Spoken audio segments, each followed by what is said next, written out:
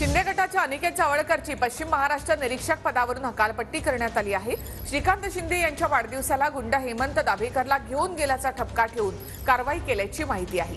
श्रीकांत शिंदेंच्या वाढदिवसाला हेमंत दाभेकरला तिथे नेण्यात आलं होतं आणि त्यामुळे ही कारवाई करण्यात आली आहे।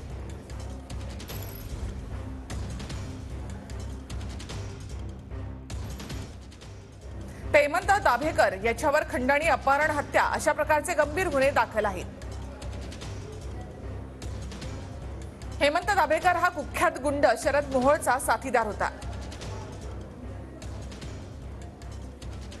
किशोर मारणे हत्या प्रकरणी शरद मोहोळ सोबत दाभेकरला जन्मठेपेची शिक्षा सुनावण्यात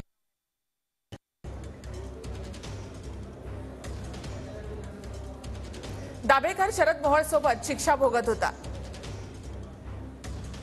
हेमंत दाभेकर सध्या जामिनावर बाहेर आहे।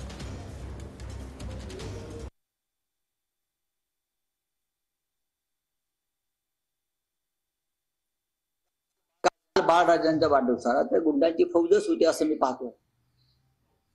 मी हे एकच छायाचित्र प्रसिद्ध केलं, अजून मी काही प्रसिद्ध करू आलो।